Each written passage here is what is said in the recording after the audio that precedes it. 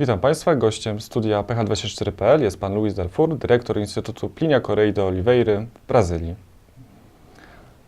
Mr. Delfour, how we should see apparitions in the Fatima? Je considère que l'apparition de Fatima a été peut-être le fait le plus important de l'histoire du XXe siècle. On ne peut pas considérer Fatima comme un fait isolé. C'est la culmination d'une série d'apparitions de la Vierge avec un message. Il en a eu plusieurs. Pour dire en quelques mots seulement, pour mentionner quelques-unes, peut-être la série a commencé avec l'apparition de Notre-Dame à la rue du Bac, avec la médaille miraculeuse Sainte Catherine Labouré.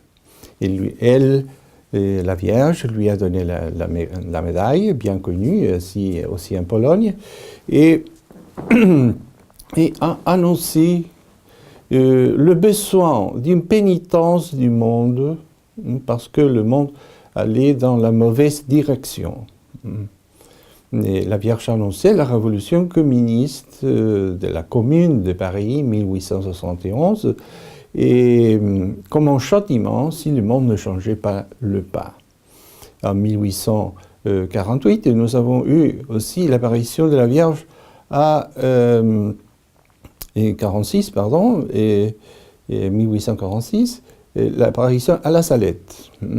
C'est une deuxième fois, la Vierge a dit, voilà, le monde, ça ne va pas comme ça, il faut changer de chemin. Et elle a fait un annoncement plus long, c'est le secret de Fatima, que vous pouvez le lire sur mon livre. Et a annoncé aussi qu'elle diffusait le message, le secret, le bien connu secret aujourd'hui, en 1858. 1858 fut l'année de l'apparition de Lourdes. À Lourdes, Sainte Bernadette aussi a demandé pénitence, pénitence, pénitence. Et Fatima, alors, c'est la culmination de cette série d'apparitions où la Vierge, pour ainsi dire, a prononcé un last call in English, un dernier appel, pour dire à l'humanité péchereuse, changez de cap, parce que sinon des peuples entiers vont disparaître. Alors nous sommes près d'un siècle de cette apparition, nous avons eu du temps pour changer. Et vous voyez comment le monde comme il se trouve. Et malheureusement, nous sommes submergés dans des crises dans le monde temporel et dans le monde spirituel d'une dimension extraordinaire. J'espère avoir répondu bien à votre question. Oui. How we should see those apparitions in the light of the current crisis in the church and in the Western societies? Was this call successful? This Marian call to repentance and the changing of social and individual life? Je pense que votre question pose en réalité deux questions. Quelle est l'importance d'une révélation privée? Parce que nous sommes devant deux types de révélations. La révélation officielle de l'Église, de Dieu, qui est tout à fait contenue dans les Écritures, dans la Bible. Et cette révélation divine, officielle, est fermée. Et là, nous trouvons tout ce qui est nécessaire pour croire et pour sauver l'âme. Mais nous avons aussi dans l'Église un prophétisme non officiel. C'est-à-dire que ce sont des apparitions de la Vierge, de Notre Seigneur, des saintes, qui donnent des conseils aux fidèles. L'importance de évidemment, le plus important de tout, c'est la révélation divine, ce qui est sur les Scriptures, sur les évangiles, etc. L'Ancien Testament et le Nouveau Testament, ça c'est qui est l'essentiel.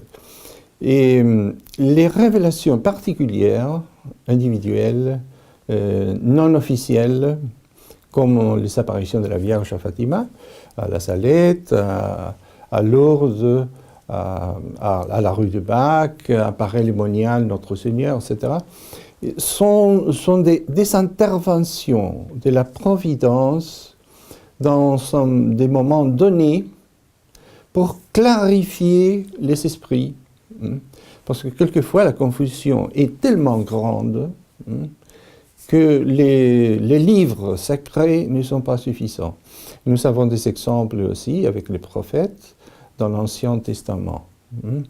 Et ils savaient les livres, ils savaient les livres de Moïse, ils savaient les livres des prophètes, mais la confusion était tellement grande qu'il était nécessaire d'envoyer quelqu'un, ou Dieu lui-même, ou un envoyé de Dieu, pour dire aux hommes, le chemin est à droite, il passe à gauche. Ou aller en avant et passe en arrière. C'est un conseil, comme ça. Alors, l'importance des apparitions est particulière et d'une deuxième classe. Mais dans le cas des Fatima, de la Salette, de Lourdes, nous avons l'approbation de l'autorité ecclésiastique. Ce sont les papes, les évêques qui ont approuvé, ils ont dit aux fidèles, voilà, ce sont des vraies révélations, et vous pouvez suivre ces révélations, que ça va très bien. C'est pour cela que les papes eux-mêmes sont allés à Fatima, à Lourdes, à la rue du Bac, etc. Et je pense que ça, c'est la première partie de votre question. Et la deuxième partie, ce serait quel est nous sommes obligés ou pas à suivre ces apparitions. Et nous ne sommes pas obligés de la même façon que nous sommes obligés à suivre l'Évangile. Ça, c'est la chose la plus importante de toutes. Mais ça serait folle de notre part. Et quand le pape, quand les évêques et quand l'Église nous a dit, voilà, et c'est bien la Vierge qui est apparue, c'est la Vierge qui a parlé, ça serait folle de notre part de ne pas suivre, ne pas prêter l'oreille à ces apparitions. Alors, nous, en tant que fidèles de l'Église catholique, qui voulons suivre l'Église catholique, nous devons écouter avec profondément et accueillir ces messages et suivre le conseil. Et je pense que la partie finale de votre question, c'était si le monde a vraiment accueilli ces paroles. Bon, il suffit de voir à côté de vous, 360 degrés, comment est-ce que ça marche, comment est-ce que se trouve la famille, par exemple. Et à Fatima, la Vierge a dénoncé la moralité. C'était au commencement du XXe siècle, il y a presque un siècle déjà. Si vous voyez les photos, il semble que les gens sont très bien. Mais la Vierge qui connaît les cœurs a dit, voilà, la moralité a atteint un niveau effroyable. Il a fait voir au petit pasteur l'enfer, l'endroit où allaient les âmes qui continuaient par la voie de la immoralité. Et la moralité aujourd'hui, au 3e millénaire, c'est pas nécessaire de dire comment est-ce qu'elle se trouve. Alors, on ne peut pas dire que le monde a écouté le message de Fatima. Peut-être il y a des individus, des familles qui ont écouté. C'est très bien, c'est un exemple. Mais le monde, dans son contexte, dans son ensemble, n'a pas écouté le message de Fatima. People tend to forget that this message of Fatima and La Salette as well, they have also an optimistic aspect that is also stressed in the Apocalypse, that the Sacred Heart of Mary will triumph. How we should see this aspect? Well, what those apparitions tell us about our future, and what we should do in this context? Bon, first of all, les apparitions nous parlent d'une décadence fort accentuée et d'un châtiment général pour le monde.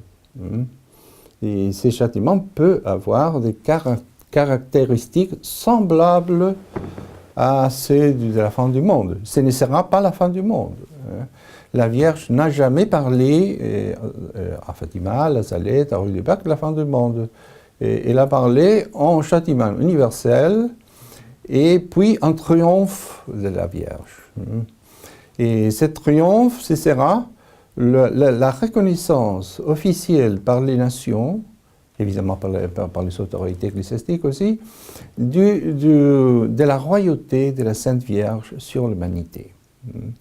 Et alors, le message de Fatima, pour réduire tous les messages dans celui de Fatima, est un message aussi d'espérance. Un message qui nous parle d'un triomphe.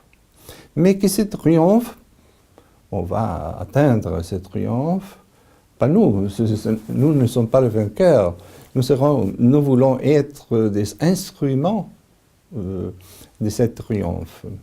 Et ce triomphe passera par le sang.